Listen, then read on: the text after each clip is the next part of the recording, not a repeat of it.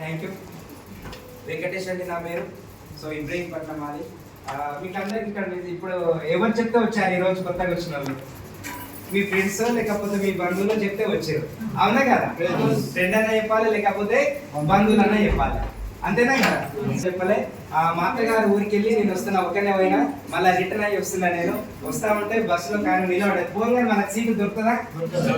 ఇప్పుడైతే అసలే దొరకలేదు, అప్పుడు కొంచెం దొరుకుతుంది అప్పుడప్పుడు, ఓకేనా?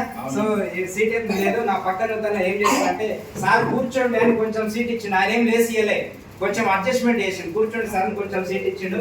అవకాశం ఇచ్చినప్పుడు తీసుకోవాలా వద్దా? ఎస్. నేను అవకాశం ఇవ్వగానే ఎమ్మటే పోయి కూర్చున్నా, ఎందుకంటే నిలబడి కాళ్ళు లాగేస్తున్నాయి అనుకొని కూర్చున్న తర్వాత సార్ ఏం చేస్తున్నాడంటే బాగా ఫోన్లు మాట్లాడుతున్నాడు. ఇంకోటి ఫోన్ మాట్లాడుతుంటే ఏమనుకున్నాను, నేను డాక్టర్ అనుకున్నా. కొద్దిసేపు తర్వాత డాక్టర్లు మందులే చెప్తారు, అవునా కదా? సార్ ఏం చెప్తుండు, ఏం తినాలి ఏం తినొద్దు ఇవి చెప్తుండు. అంటే అది చెప్పేటానికి నేనేమనుకున్నా, ఆర్గానిక్ డాక్టర్ అయ్యి ఉండొచ్చు అనుకున్నా. ఎవరైతే అడిగి చూస్తే కదా తెలిసేది. ఫైనల్ ఏం చేసిన అడిగినా, సార్ మీరు ఏం చేస్తారు సార్, డాక్టరా లేకపోతే ఆర్గానిక్ డాక్టర్? నాకు అర్థమైతే ఏం తినాలి ఏం తినొద్దు చెప్తున్నారు. సో ఏం చేస్తారు సార్ అంటే, నేను జనాలను హాస్పిటల్కి వెళ్ళకుండా ఆరోగ్యంగా ఎలా ఉండాలి ఆ కంపెనీలో చేస్తున్నా సార్, వెస్టేజ్ అనే కంపెనీలో చేస్తున్నాను. సో వెస్టేజ్ అంటే ఏంటి సార్ అంటే, ఇందులో మనం బయట ఏదైతే సబ్బులు షాంపూలు పేస్టులు ఇవన్నీ వాడతామో ఇవన్నీ ఇందులో దొరుకుతాయి. బయటి దాంట్లో కంటే మంచి క్వాలిటీ ఉంటాయి సార్ అని అన్నాడు. అయితే అంత మంచి క్వాలిటీ ఉంటే మరి మా ఊర్లో ఉందా సార్ ఇబ్రహీంపట్నంలో అని అడిగిన. సో ఇబ్రహీంపట్నంలో లేదు సార్, అక్కడ నెట్వర్క్ అయితే నేను షాప్ వస్తున్నాను. అరే ఇంత బాగుంటే ఇది నెట్వర్క్ సిస్టమ్ కాదు, ఇది చెప్తే అర్థం కాదు అన్నాడు. సో మరి ఏం చేయాలి, ఏమేమి ఉంటాయని అడిగిన. సో మరి నాకు నీ ప్రాబ్లం ఏందన్నాడు సార్. నా ప్రాబ్లం ఏంటంటే, ఇప్పటికి మా మేడం చెప్పింది కదా, బాగా గ్యాస్ట్రిక్ సమస్య ఉండే సార్. నాకు బాగా గ్యాస్ట్రిక్ సమస్య ఉంది, టాబ్లెట్లు వేసుకున్నప్పుడే ఫ్రీ మూవ్మెంట్ అవుతుంది, లేకపోతే మళ్ళీ ఇబ్బంది అవుతూ ఉంటుంది. టాబ్లెట్ వేసుకుంటే జనరల్ గా ఫ్రీడమ్ ఉంటుంది, లేకపోతే ఇంత నెత్తిన చాలా బరువు మోసినట్టే అనిపిస్తుంది గ్యాస్ ట్రబుల్ ఉంటే. సో అట్లా ఉంది సార్ నాకంటే. జనరల్ గా మీరు ఏం చేస్తుంటారు సార్ అని అడిగాను. సో నేను బిజినెస్ చేస్తాను సార్ అని చెప్పిన. సో బిజినెస్ చేసే వాళ్ళు జనరల్ ఇంట్లో తక్కువ తింటారు సార్, బయట ఫుడ్ ఎక్కువ తీసుకుంటారా మీరు అన్నాడు. ఎస్ సార్, అవును సార్, బయట టిఫిన్ మాత్రం ఇంట్లో చేస్తాము, మధ్యాహ్నం లంచ్ డిన్నర్ ఒక్కొక్కసారి బయటనే అయితే జనరల్ అని చెప్పిన. సో బయట మీరు వంట నూనె బాగా కల్తీ నూనెలు వాడుతుంటారు సార్. సో కొంచెం మీరు ఇంట్లో తినే ప్రయత్నం చేయండి అని చెప్పాడు. దాని తర్వాత సో కల్తీ నూనె అంటే ఏం లేదు సార్, మా ఇంట్లో అయితే నేను మంచి నూనె తెస్తాను, డబల్ ఫ్రీడమ్ నాచురల్ తెస్తా అంటే పామ్ ఆయిల్ కన్నా కొంచెం బెటరా కదా? చాలా బెటర్ పామ్ ఆయిల్ కన్నా. పామ్ ఆయిల్ అది దేని సార్, మంచి నూనె తెస్తా అని చెప్పిన. ఏ నూనె తెస్తారు సార్ అని అడిగింది sir. So double freedom natural oil అని చెప్పిన. ఎంత ఉంది సార్ అన్నాడు రేటు. ఎంత ఉందంటే 150 రూపాయలు 160 రూపాయలు ఉంది. 160 రూపాయలు ఉంది సన్ఫ్లవర్ నూనె sir, double freedom natural. So ఇది 160 రూపాయలు ఉంది, కరెక్ట్. దేంతో తయారైతుంది మన ఐడియా ఉందా అన్నాడు.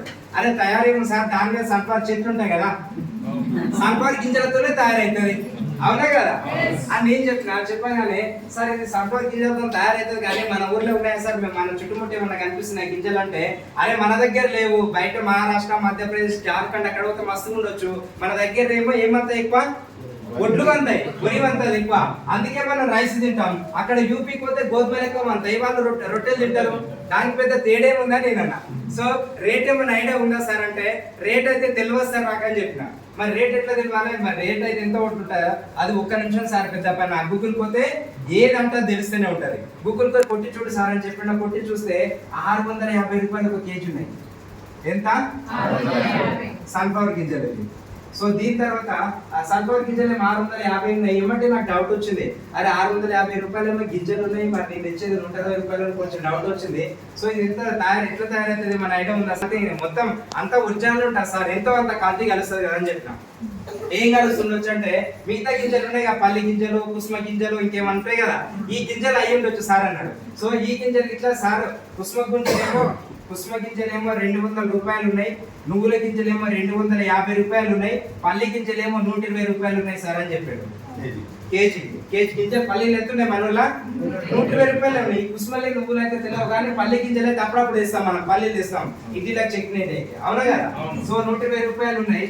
సో ఈ 120 రూపాయలు అంటే మన కేజీ గింజలు పట్టిస్తే కేజీ నూనె వెళ్తుందా అంటే వెళ్ళదు. వెళ్తుందా లేదా? వెళ్ళదు. అబ్బాయి వెళ్ళదు సార్. మరి నాకు అని చెప్పడానికి మరి ఎన్ని కేజీలు అయితే అంటే 3 కేజీలు అయితే 1 కేజీ నూనె వెళ్తుంది సార్ అన్నాడు. సో 3 కేజీల గింజల కాస్ట్ ఎంత అవుతుంది? 360 ఏమో పల్లి గింజలు అవుతున్నాయి. ఇది ఎంత? నువ్వుల గింజలు ఎంత అవుతున్నాయి? 750 దీనికి అవుతున్నాయి. సో దీనికి పుష్ప గింజలు 600 అవుతున్నాయి. సన్ఫ్లవర్ గింజలు అయితే ఎంత 1950. నూనె ఎంత దొరుకుతుంది? మిగతా డబ్బులు ఇవన్నీ ఎవరు కలుపుతున్నారు? కిరాణా షాప్ కలుపుతారో ఎవరు కలుపుతారు? ఎవరు కలపరు. ఈ 300 పల్లీలే మనం 360 రూపాయలు తీసుకుంటే 120 రూపాయలకి ఏమైనా దొరుకుతుందంటే నిజంగా మనం ఫ్యాక్టరీ కాడ పోతున్నామా కిరాణా షాప్ లో తీసుకుంటున్నామా? కిరాణా షాప్ అయినా 120కి ఎత్తిచ్చి మనకు 120కి ఇస్తాడా? లేదంటే మన బంధువైనా సరే మన ఫ్రెండ్ అయినా సరే మినిమం ఒక 5 రూపాయలు లేదా అసలు బిజినెస్ ఎవరు చేయరు. నువ్వైనా చేయవు, నేనైనా చేయను. సో కిరాణా షాప్ అయినా తీసుకోవాలి ఒక 5-10 రూపాయలు. ఆయన ఫ్యాక్టరీ కాడ పోతుంటే పోడు, మధ్యాహ్నం C&F ఏజెంట్ ఉంటాడు, డిస్ట్రిబ్యూటర్ ఉంటాడు, డీలర్ ఉంటాడు, హోల్సేలర్ ఉంటాడు, ఇక్కడ ఫ్యాక్టరీ ఉంటుంది. ఈ ఫ్యాక్టరీ కాడికి వెళ్ళి కిరాణా షాప్ రానికెళ్ళి మినిమం 5-6 మంది మధ్యవర్తులు ఉంటారు. తలా 5-10 రూపాయల చొప్పున తీసుకున్నా గానీ ఒక 30 రూపాయల పర్సెంటేజ్ వెళ్ళిపోతాయి. అవునా కదా? మరి నూనె కావాలంటే సంచిలో తీసుకొస్తామా? తీసుకురాలేము. ఏం కావాలి? ఒక డబ్బా కావాలి లేదా ఒక ప్యాకెట్ కావాలి. డబ్బాకి ఏమి ఉండాలి? ఒకటి స్టిక్కర్ ఉంటేనే పని చేస్తుంది, స్టిక్కర్ లేకపోతే పని చేయదు. ఓ స్టిక్కర్ ఉండాలి, సీల్ ఉండాలి, డక్కన్ ఉండాలి, మూత ఉండాలి, పట్టుకోనికి హ్యాండిల్ ఇట్లా ఉండాలి. అంతే కదా? సో ఈ ఖాళీ బాటిల్ ఖర్చే 30 రూపాయలు వెళ్ళిపోతుంది. ఇంకెంత ఉంటాయి? ఇక్కడ 160 రూపాయలు, 30 రూపాయలు పర్సెంటేజ్ వెళ్ళిపోయినాయి, 30 రూపాయలు ఖాళీ డబ్బాకి వెళ్ళిపోయినాయి. ఎంత ఉంటాయి? ఇంకా 100 రూపాయలు ఉంటాయి. ఈ 100 రూపాయలకు గింజలు ఎన్ని వస్తాయి? ఇంకా చూడండి ఒకసారి. ఏ గింజలు ఎన్ని వస్తాయి? సన్ఫ్లవర్ గింజలు ఎన్ని వస్తాయి? కేజీ వస్తాయా, క్వింటల్ వస్తాయా? పావు కేజీ రావు. 100 గ్రాములు ఇట్లా సక్క రావు. 20 గ్రాములు 10 గ్రాములు వస్తాయి. ఇంకా ఇవన్నీ అయితే ఎంత వస్తాయి? పల్లి గింజలు అయితే ఎంత వస్తాయి? ఆడం ఈడంగా 30 కేజీ వస్తాయి. 30 కేజీ కన్నా కొంచెం ఎక్కువ వస్తాయి. సో ఈ 30 తక్కువ రేట్ అయితే పల్లి గింజలే ఉన్నాయి. అవునా కదా? ఈ తక్కువ రేటు గింజలైనా కానీ 30 కేజీ గింజలు పట్టిస్తే నూనె ఎంత వెళ్తుండొచ్చు మీకు తెలిసి? 30 కేజీ గింజలు పట్టిస్తే ఎంత వెళ్తుంది? పావు కేజీ ఇట్లా వెళ్ళాలి. అంతే కదా? 150 గ్రాములు 200 గ్రాములు వెళ్తుంది. అంటే ఒక కేజీ కావాలంటే 1000 గ్రాములు అయితేనే ఒక కేజీ. అవునా? సో ఇక్కడ ఎంత వెళ్ళింది మనకు? 200 గ్రాములు వెళ్ళింది. ఇంకా మీది ఎంత రావాలి? 180% ఏం తింటున్నాం మనం? కల్తీ తింటున్నాం. ఎలాంటి కల్తీ అంటే ఇంతకు ముందు చాలా సార్లు రిటైల్ వచ్చింది. ఏమని? చనిపోయిన జంతువుల నుండి ఎముకలు తీసి దాన్ని రిఫైండ్ చేసి కొన్ని కెమికల్స్ వేసి ఇది ఫ్రీడమ్, ఇది డబుల్ ఫ్రీడమ్, ఇది నేషనల్ ఫ్రీడమ్ ఇట్లా పేర్లు పెట్టేసి మనకు జంతువులను తాపిస్తా ఉన్నారు. సో ఇలాంటి కల్తీ నూనెలు తినడం వల్ల, కల్తీ వస్తువులు వాడడం వల్ల మనం 100 సంవత్సరాలు ఆరోగ్యంగా ఉండాల్సిన వాళ్ళం 60 లేదా 70 సంవత్సరాల వరకే సాటు జీతం అయిపోయింది. పోనీ 60 హాయిగా ఉంటున్నాం అంటే లేదు. బీపీలు వస్తున్నాయి, షుగర్లు వస్తున్నాయి, హార్ట్ అటాక్లు వస్తున్నాయి, రకరకాల సమస్యలతో హాస్పిటల్ చుట్టూ తిరుగుతా ఉన్నాం. సో ఇట్లా హాస్పిటల్ చుట్టూ తిరగకుండా ఉండాలంటే ఏం చేయాలి? వంట నూనె చేంజ్ చేయాలని చెప్పింది సార్. అమ్మ బాగానే చెప్పింది కానీ మరి అంత మంచి నూనె ఏడ దొరుకుతుంది? దొరుకుతుందా? దొరకదా? ఇంత మంచి నూనె ఏడ దొరుకుతుంది సార్ అంటే సో మా కంపెనీలో ఉంటుంది సార్. అది మరి మీ కంపెనీ ఎట్లయితుంది? అసలు ఏ గింజలతో తయారైతలేదు, మరి ఏమైనా ఆకాశంకి వెళ్ళి డైరెక్ట్ వస్తుందా లేకపోతే సముద్రంకి వెళ్ళి వస్తుందా సార్ అంటే ఆయన సార్ ఏం చెప్పిండంటే సార్ తౌడుతో తయారైతుంది, రైస్ బ్రాన్ ఆయిల్ అంటారు దీన్ని. సో తౌడు నుంచి వస్తుంది. మనకు మీరన్నట్టే ఉరి ఎక్కువ అవుతుంది కదా, బియ్యం తింటున్నాం కదా మనం, అదే తౌడుతో మనకు వంట నూనె తయారైతుంది. మరి దీని కాస్ట్ ఎంత ఉంటుంది సార్ అంటే సార్ చెప్పిండు జస్ట్ 20 రూపాయలు మాత్రమే అని చెప్పిండు. కేజీ ఎంత? గింజలు అయితేనేమో 3 కేజీలు కావాలి, తౌడు అయితేనేమో 6 కేజీలు కావాలి. 6 కేజీలకు ఎంత కాస్ట్ అవుతుంది? 20 × 6 120 రూపాయలు మాత్రమే అవుతుంది. 120 రూపాయలు ఏమో రా మెటీరియల్ కాస్ట్ అయింది. ఒక 30 రూపాయలు పర్సెంటేజ్ వెళ్ళిపోయినాయి. 30 రూపాయలు పర్సెంటేజ్ వెళ్ళిపోయినాయి, ఖాళీ డబ్బా వెళ్ళిపోయింది. అదే 60 రూపాయలు ప్లస్ 120 రూపాయలు 180 రూపాయలకు ఒరిజినల్ నూనె దొరుకుతా ఉంది. బయట ఎంత దొరుకుతుంది? కల్తీ నూనె 170 రూపాయలు పెడుతున్నాం, అదే ఒరిజినల్ నూనె 180 రూపాయలు పెడుతున్నాం సార్ అని చెప్పిండు. సో ఇక్కడ రేట్ కార్డు చూస్తే కొంచెం నాకు క్లారిటీ అనిపించింది. నిజంగా మనకు పల్లీలు కనిపిస్తలేవు, సన్ఫ్లవర్ గింజలు కనిపిస్తలేవు, పుష్పాలు కనిపిస్తలేవు, నువ్వులు కనిపిస్తలేవు, ఒడ్లు అయితే రోజు కనిపిస్తున్నాయి. రోజు అయితే మనం అన్నం తింటూనే ఉన్నాం, దాంతోనే తౌడెళ్తుంది, పొట్టెళ్తుంది. సో నిజంగానే కావచ్చు అని అనిపించింది. మరి ఇది ఏడు దొరుకుతాయి సార్ అని చెప్పిన. సో అక్కడ మనకు జిల్లాలు కూడా దొరుకుతాయి సార్. ఇది ఇబ్రాహీంపట్నం లేదు కానీ జిల్లాలు కూడా ఉంటుంది. అక్కడ నేను సిటీ వచ్చినప్పుడు నీకు ఫోన్ చేస్తా సార్ అని చెప్పాడు. చేస్తా అని చెప్పగానే స్టాప్ వచ్చేసింది. స్టాప్ మళ్ళీ ఎట్లా దొరకాలి సార్? ఇంకా నాకు ఎమ్మటే ఫోన్ నెంబర్ తీసుకున్నా. సార్ నేను నెంబర్ చెప్పు సార్, ఎందుకంటే నూనె బాగా అనిపించింది కదా, మంచిగా చెప్పింది కదా. సో మంచిగా చెప్పిన తర్వాత ఎమ్మటే నెంబర్ తీసుకున్న తర్వాత సార్ నెక్స్ట్ డే సారే ఫోన్ చేసి, నేనే ఫోన్ చేద్దాం అనుకున్నా, సారే నాకు ఫోన్ చేసిండు. సార్ ఫోన్ చేసి, సార్ నేను హైదరాబాద్ వస్తున్నా ఇవ్వాలన్నాడు. సార్ కొంచెం నేను ఇవాళ బిజీగా ఉంటా, రేపు రమ్మని చెప్పిన. సో రేపు చేసిండు. రేపు ఇట్లా నేను కొంచెం బిజీగా ఉన్నా, ఎల్లుండి రమ్మని చెప్పిన. ఎల్లుండి ఫోన్ చేసిండు. సో నేను ఏదో ఒకటి చెప్తానే ఉన్నా. అట్లనే ఒక వారం రోజులు అయింది. అట్లనే రోజు ఫోన్ చేసిండు సార్. ఇంకా రోజు నాడు ఫోన్ చేయలేదు. మండేనే ఏమో ఉండాలా, ఎల్లుండి రాసారని చెప్పిన. రోజు రేపు అంటున్నా కదా, ఈసారి వాయిస్ కొంచెం చేంజ్ చేయాలని ఎల్లుండి రాసారని చెప్పిన. సో ఎల్లుండి రమ్మని చెప్పిన. సార్ ఎల్లుండి డైరెక్ట్ వచ్చేసిండు, ఇబ్రహీంపట్నం వచ్చాడు. వస్తున్నా అని చెప్పలే, ఇంకా డైరెక్ట్ ఇబ్రహీంపట్నం వచ్చేసిండు. ఇబ్రహీంపట్నం వచ్చేసి, సార్ నేను బస్ స్టాండ్లో దిగిన సార్, ఎక్కడ రావాలంటున్నాడు సార్. సో అరే ఎప్పుడు వచ్చి సార్ అంటే, లేదు ఇప్పుడే వచ్చినా అని చెప్పిన. నువ్వు రమ్మన్నగా ఎల్లుండి రమ్మన్నగా వచ్చేసిన అని చెప్పాడు. చెప్పిన తర్వాత సరే ఇంక అంత దూరంకి వెళ్ళి మల్లెపల్లికి వెళ్ళి వచ్చిండు సారు. సో 70-80 కిలోమీటర్ల నుంచి వచ్చిండని సార్ ఇంకా పోయి బస్ స్టాండ్ కాడికి పోయినాం. బస్ స్టాండ్ కాడికి పోయిన తర్వాత ఇంకా బస్సులో కలిసిన వ్యక్తిని బస్ స్టాండ్ కాడ అందరూ టీ తాగియాలి కదా, మనం మర్యాద వేయాలి కదా. దోస్త్ అయ్యిండు, మర్యాద వేయాలా ఉంటా, మర్యాద వేయాలా. హోటల్ కార్డు తీసుకుపోయినా, హోటల్ కార్డు తీసుకుపోయి ఛాయ్ తాగినాం. ఛాయ్ తాగిన తర్వాత సార్ ఇంకొక ఆయన ఏం చేసిండు, ఎంఎస్ఆర్ తీసుకొని వచ్చాడు. ఎంఎస్ఆర్ సార్ ఇద్దరు వచ్చారు, ముగ్గురం కలిసి హోటల్ కాడిపోయినా టీ తాగినాం. టీ తాగిన తర్వాత సార్ ఇంకా ఏది సార్ నూనె బాటిల్ లేదంటే, తెచ్చిన సార్ బ్యాగ్ ఉంది అని చెప్తున్నాడు. ఇస్తలేడు, నూనె ఇస్తలేడు. దీని తర్వాత సరే హోటల్ కొంచెం కూర్చొని మాట్లాడదామంటే అక్కడ కొంచెం రష్ ఎక్కువ ఉంది సార్, ఇక్కడ కొంచెం డిస్టర్బెన్స్ అవుతుంది, బయటకి వెళ్దాం చెప్పిండు. బయట బస్ స్టాండ్ దగ్గర అలా ఉదయం అన్నాడు. సో బస్ స్టాండ్ దగ్గరికి వచ్చినాం. సార్ ఈ సార్ అంటే, లేదు సార్ ఇలా నూనెతో పాటు ఇంకా నూనె కన్నా బెటర్ కుంటే వస్తువులు ఇంట్లో తెచ్చిన, అన్ని బ్యాగులు ఉన్నాయి, ఇవన్నీ నీకోసమే తెచ్చిన అని చెప్పాడు. ఇవన్నీ ఇయనికనే తెచ్చిన సార్ అన్నాడు. సో ఇచ్చేస్తే నాకు వేరే పని సార్, నేను ఎంత ఇయ్యాను అని చెప్తే సార్ ఇయ్యట్లేడు. ఇంకా ఇవన్నీ డిఫరెంట్ గా వాడాలి సార్. బట్టలు ఎట్లుక్కాలి బట్టలు జనరల్ గా సర్పేసి నానబెట్టి మొత్తం అట్లా చేసి ఏదో ప్రాసెస్ చేయాలి, నాకు సరిగ్గా తెలుస్తలేదు అంతేనా. సో ఎందుకంటే మా మేడం చాలా మంచిది, ఎప్పుడు బట్టలు ఉత్కనే.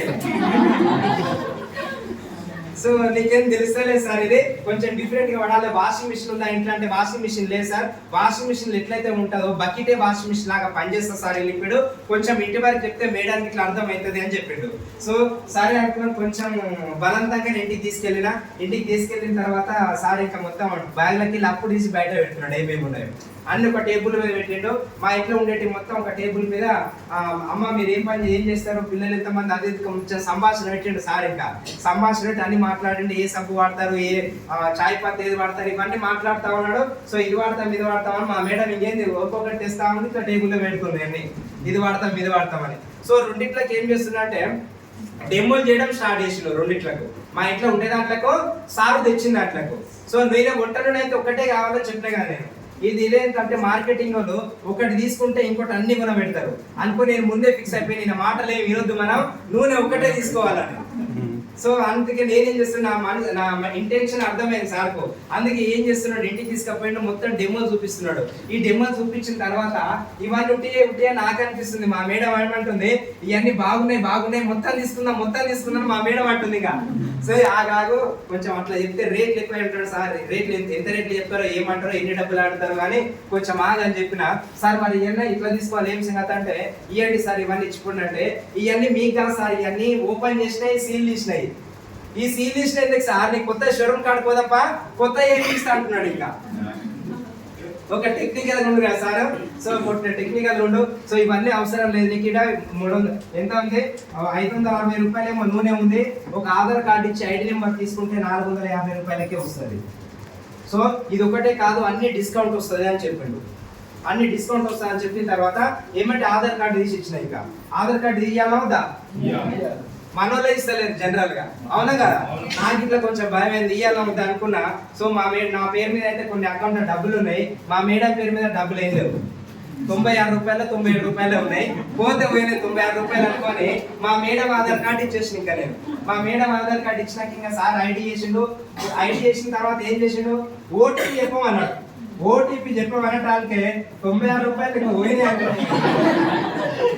96 రూపాయలు ఇంక వెళ్ళిపోయినాయి అనుకున్నా.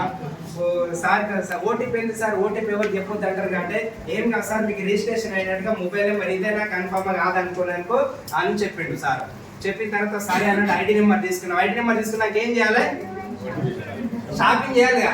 సో షాపింగ్ చేయాలంటే ఇబ్రహీంపట్నం లేదు. సో ఇబ్రహీంపట్నం లేదు, చక్కగా ఏమంటే బండి తీసుకొని జిల్లాలు కూడా వచ్చినాం. జిల్లాలు కూడా వచ్చిన తర్వాత మా ఇంట్లో అయితే ఏమేమి చూపించిండో ఆల్రెడీ మీ ఇంటికాడ ఒక 5-6 వస్తువులే చూపించండు. ఇంటికి వచ్చిన తర్వాత ఒక 20 రకాల వస్తువులు చూపిస్తున్నాడు. ఇంకా సబ్బు, షాంపూ, సర్పు, పేస్ట్, కుకింగ్ అన్ని తెచ్చిండు, టేబుల్ మీద పెట్టాడు.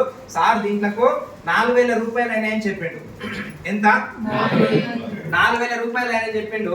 నీకు ఐడి నెంబర్ ఉంది కదా సార్, ఇంటికాడ ఐడి నెంబర్ చేసినాం కదా, ఐడి నెంబర్ తీ అన్నాడు. ఆ ఐడి నెంబర్ చెప్తే నీకు 3,000 చిల్లరకే వస్తాయి, 3,500, 3,600కే వస్తాయని చెప్పిండు. చెప్పిన తర్వాత ఐడి నెంబర్ తక్కువ చెప్పిన నేను. ఈ 4,000 సరుకులు ఎంతకు వచ్చినాయి అంటే 3,400కే వచ్చినాయి ఐడి నెంబర్ చెప్తే. ఐడి నెంబర్ కన్నా డబ్బులు తీసుకున్నా? డబ్బులే తీసుకోలేదు, ఫ్రీగానే ఇచ్చిండు. ఈ ఐడి నెంబర్ చెప్పినందుకు 4,000 సరుకులు, ఇక్కడ 4,000 సరుకులు. బయట తీసుకుంటే ఎంత అయితే ఇయే సరుకులు బయట తీసుకుంటే ఒక 5-6 వేల సరుకులు పట్టేది. నెలకు 5,000 నుంచి 6,000 సరుకులు పట్టేది. డిమార్ట్ లో తీసుకుంటే ఎవ్రీ మంత్ డిమార్ట్ లో తీసుకునేది అంతా పట్టేది. ఇక్కడ తీసుకుంటే రేట్ ఎక్కువైనా తక్కువైనా 4,000 అయినాయి. అరే బాగానే 4,000కి అన్ని వచ్చినాయి నేను అనుకున్నా. 4,000 తీసుకున్నా, 4,000కి మళ్ళీ ఐడి నెంబర్ చెప్పిండు. ఐడి నెంబర్ చెప్తే 4,000 సరుకులు మళ్ళీ 3,400కే వచ్చినాయి. ఇంకా తక్కువనే ఎక్కున్నాయా? ఇంకా చాలా తక్కువ అనిపించింది. నేను ఫుల్ ఖుషి అయిపోయినా, ఫుల్ ఖుషి అయిపోయినా. 3,400 అయిన